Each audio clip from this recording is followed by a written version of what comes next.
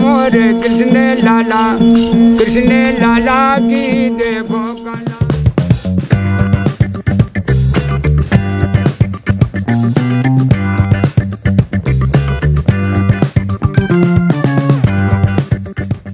চন্দ্রদেবকে সোম বলা হয়।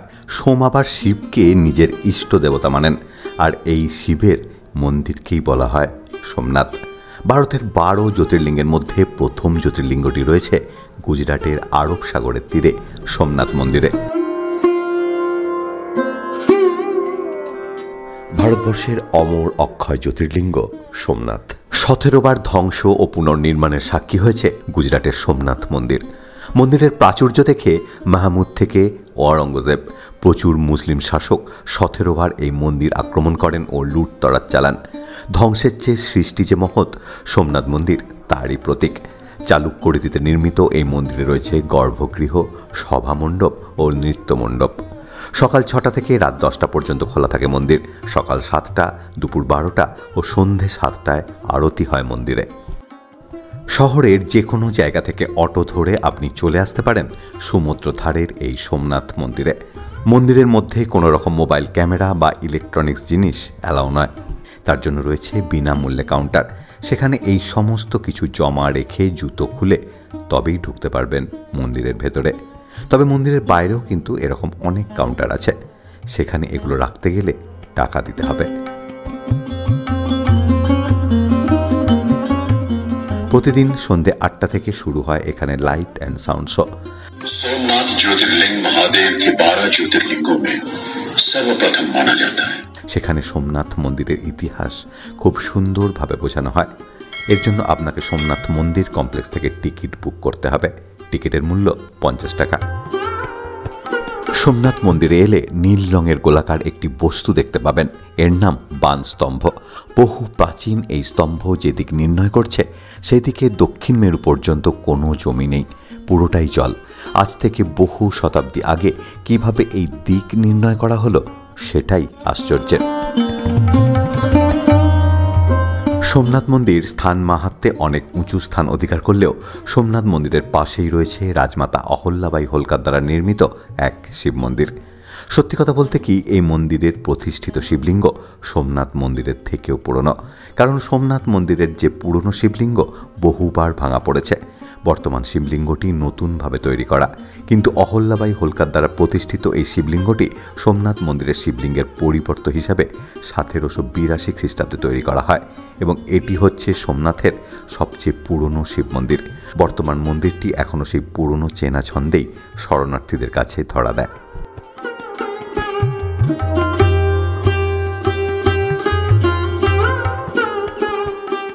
সোমনাথ মন্দিরের ঠিক পাশেই রয়েছে লক্ষ্মীনারায়ণ মন্দির। চাইলে এই মন্দিরটাও আপনি কিন্তু দেখে নিতে পারেন।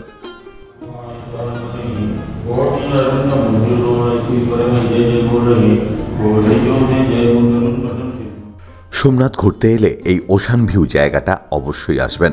এখান থেকেই সোমনাথ মন্দিরের সব থেকে ভালো ছবি আপনি পাবেন। 5 টাকা দিয়ে টিকিট কেটে ঢুকে পড়লাম মন্দিরের পাশেই এই ওশান ভিউ বিচে। बीच में साइकिल लेके घूम सकता हूँ क्या? ऐसा ऐसा कितना किराया कितना है?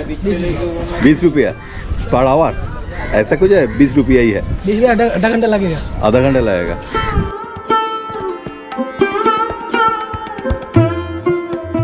সমুদ্রের ধারে সাইকেল চালানো। অনভ্যস্ত হাতে এক হাতে ক্যামেরা, এক হাতে সাইকেলের হ্যান্ডেল ধরে এগিয়ে চলা। সোমনাথ মন্দির এবং সেই সংলগ্ন বীচকে কেন্দ্র করে গড়ে উঠেছে সিমেন্টের ঢালাই করা রাস্তা। ফিতে দিয়ে মাপলে 3-4 কিলোমিটার তো হবেই। দূর থেকে দেখা সোমনাথ মন্দির ক্রমশ চলে এলো চোখের সামনে। আমি যখন সোমনাথ মন্দিরের এই জায়গাটায় এলাম তখন সন্ধ্যা প্রায় হব হব করছে। স্বাভাবিকভাবেই অস্তমিত সূর্যের লাল ছিটে এসে পড়েছে মন্দিরের বেলে পাথরের ওপর। সমুদ্রের ঠান্ডা হাওয়া আর সোমনাথ মন্দিরের পবিত্রতায় সেদিনকে আমার জীবনের শ্রেষ্ঠ সাইকেল চালানো হয়তো এখানেই হয়ে গেল। সমুদ্রের পাড় ধরে এই জায়গাটায় সমুদ্রের আগ্রাসী রূপকে আটকানোর জন্য সিমেন্টের তৈরি বোল্ডারও ফেলা রয়েছে দেখলাম।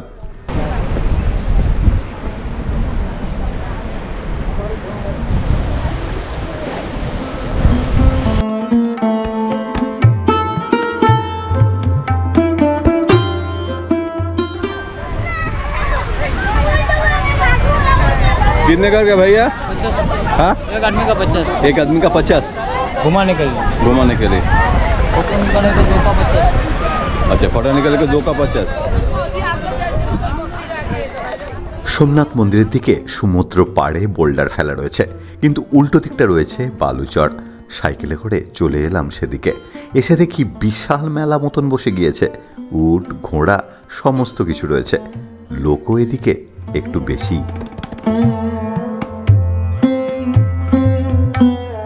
পুরীর মন্দিরের ধ্বজা উত্তোলনের দৃশ্য অনেকেই দেখেছেন, কিন্তু সোমনাথ মন্দিরের মনে হয় এটা অনেকের কাছেই প্রথম। বিশেষত ভারতের প্রথম জ্যোতির্লিঙ্গের মন্দিরের মাথায় পতাকা উত্তোলন, সে তো অভিনব ব্যাপার হতেই হবে।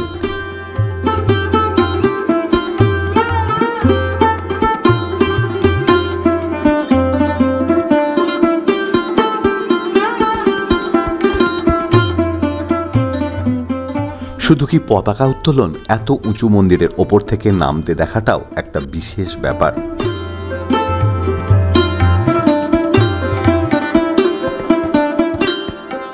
সোমনাথ মন্দিরের আশেপাশে অনেকগুলো দেখার জায়গা আছে। সেগুলো এরকম একটা অটো ভাড়া করে ঘুরে নিন। ভাড়া নেবে 700 থেকে 800 টাকার মধ্যে। সেরকম একটা অটো করে প্রথমেই চলে এলাম সোমনাথ মন্দির থেকে 4 কিলোমিটার দূরে ভালকা তীর্থে। ভল্ল অর্থাৎ তীর, সেই থেকেই ভালকা।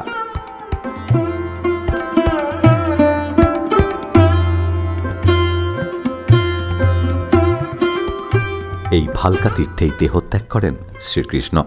কথিত আছে মদ্যপান দুরাচারে মত্ত যাদবেরা পরস্পরের রক্ত পিপাসু হয়ে ওঠেন, শুরু করেন নরসংহার। যাদবদের এমন পরিণতি দেখে রুষ্ট হন শ্রীকৃষ্ণ।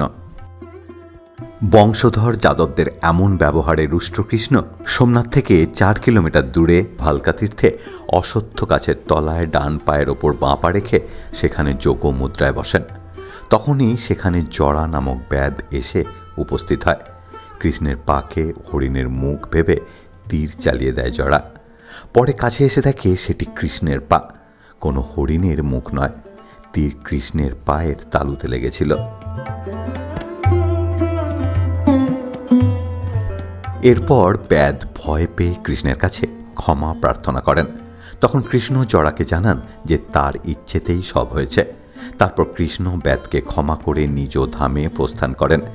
যে স্থানে কৃষ্ণকে জড়া নামক ব্যাধ তীর মেরেছিল তাই ভালকা তীর্থ নামে প্রসিদ্ধি লাভ করে। এই মন্দির সকাল 6টা থেকে সন্ধ্যে 6টা পর্যন্ত খোলা থাকে। মন্দিরের ভেতরে ঢোকার জন্য কোনো টিকিটের ব্যবস্থা নেই এবং ফটোগ্রাফিতেও নেই কোনো নিষেধাজ্ঞা।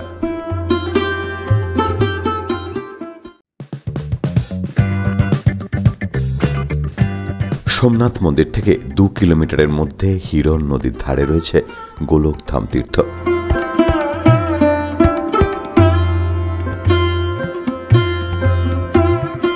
তীরের ঘায়ে ভালকা তীর্থে আহত হবার পর শ্রীকৃষ্ণ ত্রিবেণী সঙ্গমে স্নান সেরে চলে আসেন এই গোলকধাম তীর্থে। এখানে তিনি নিজ দেহ উৎসর্গ করেন বলে এই জায়গার নাম উৎসর্গ তীর্থ।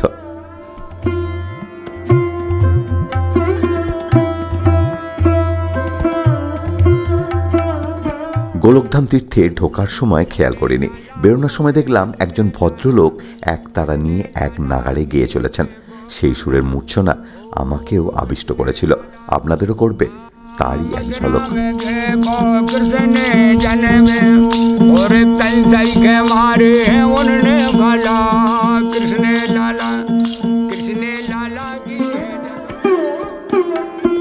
গোলকধাম তীর্থের খুবই কাছে এবং সোমনাথ মন্দির থেকে 1 কিলোমিটারের মধ্যেই রয়েছে ত্রিবেণী সঙ্গম। হিরণ, কপিলা, সরস্বতীর মিলিত 3 নদীর সঙ্গম হচ্ছে এই ত্রিবেণী সঙ্গম। এটা সোমনাথ মন্দিরের একটুখানি দূরে, মানে 1 কিলোমিটারের মতন। কথিত আছে এখানেই নাকি শ্রীকৃষ্ণকে দাহ করা হয়েছিল। গোলকধাম তীর্থের অদূরেই রয়েছে সূর্য মন্দির, পঞ্চপাণ্ডব গুফা এবং হিংলাজ মাতার মন্দির। সোমনাথের অন্যতম পুরনো মন্দির এই সূর্য মন্দির। পাণ্ডবরা অজ্ঞাতবাসে থাকার সময় নিয়মিত এখানে সূর্যের পুজো করতেন। তবে বর্তমান মন্দির 1400 শতাব্দীতে নির্মিত। মন্দিরের ভেতর সূর্যদেব এবং ছায়াদেবীর মূর্তি রয়েছে। মন্দিরের গায়ে খোদাই করা রয়েছে বিষ্ণু, লক্ষ্মী, ব্রহ্মা, সরস্বতী, সীতা, পার্বতী এবং বিভিন্ন পশুদের খোদাই করা মূর্তি, যেমন সিংহ, হাতি ইত্যাদি। এছাড়াও এখানে রয়েছে একটি সূর্যকুণ্ড, সিঁড়ি দিয়ে নেমে পৌঁছতে হয় সেখানে। হিংলাজ মন্দির এবং পঞ্চপাণ্ডব গুহার অবস্থান একই জায়গায়। 1949 সালে বাবা নারায়ণ দাস এই গুহা আবিষ্কার করেন। পৌরাণিক মতে পাণ্ডবরা মা হিংলাজকে এখানেই পুজো করতেন। এই যে সরু জায়গাটা দেখছেন, এটা দিয়েই নামতে হবে নিচে। খুবই কষ্টকর একটা কাজ।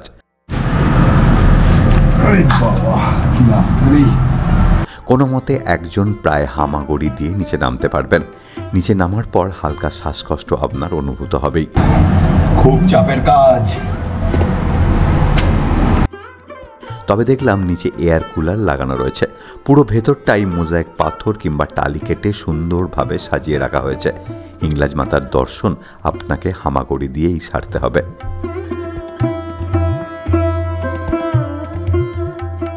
হিংলাজ মন্দির থেকে বেরিয়ে ছোট্ট করে ঢু মেরে নিলাম হিংলাজ মন্দিরের পাশেই কামনাথ মহাদেব মন্দিরে।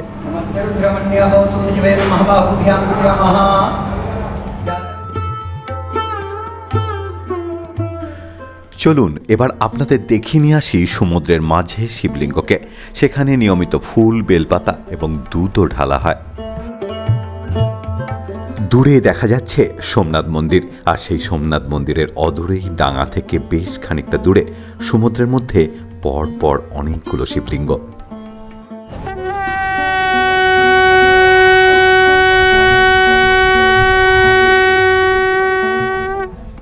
সমুদ্রের পাড়ে এখানে বালি নেই। বেশ খানিকটা শক্ত পাথরের ওপর দিয়ে হেঁটে পৌঁছতে হবে শিবলিঙ্গগুলোর কাছে। সেখানে বেশ একটা হৈ হৈ ব্যাপার।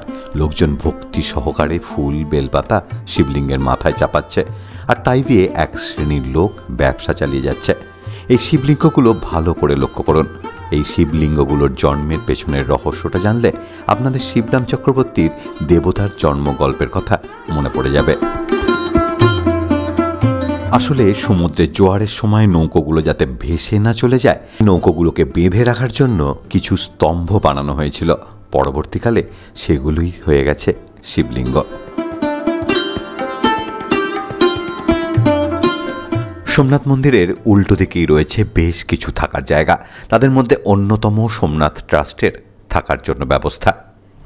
আমি রয়েছি এখন সোমনাথ ট্রাস্টের অফিসের সামনে। আপনি যদি অ্যাডভান্স বুকিং করেন তাহলে এই অফিসে এসেই সেই অ্যাডভান্সের কাগজপত্র আপনাকে দেখাতে হবে।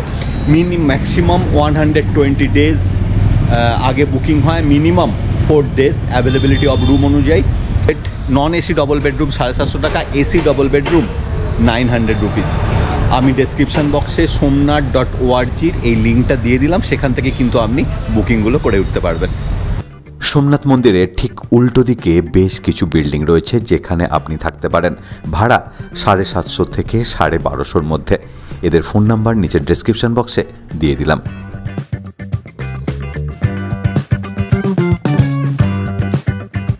সোমনাথ মন্দিরের সবচেয়ে কাছাকাছি স্টেশন ভেরাবল।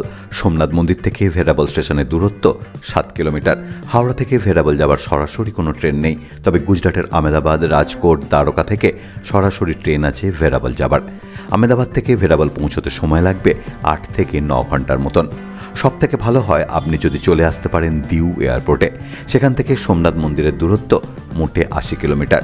রাস্তায় সময় লাগবে 2 ঘন্টার কাছাকাছি। সোমনাথ থেকে আপনি কাছাকাছির মধ্যে ঘুরে নিতে পারেন গির রিজার্ভ ফরেস্ট। সে ভিডিও নিয়ে আসছি সামনের পর্বে। এছাড়াও আপনি এখান থেকে চলে আসতে পারেন দিউ। সারাদিন দিউতে ঘোরাঘুরি করে আবার ফিরে যেতে পারেন সোমনাথে। দিউ নিয়ে ডিটেলস ভিডিও আমার এই চ্যানেলেই রয়েছে। তবে আজ এটুকুই। সামনের পর্বে আমরা যাচ্ছি সোমনাথ থেকে গির রিজার্ভ ফরেস্ট। ততক্ষণ পর্যন্ত সবাই সুস্থ থাকবেন, ভালো থাকবেন, আর আমার সঙ্গে তো অবশ্যই থাকবেন। ধন্যবাদ।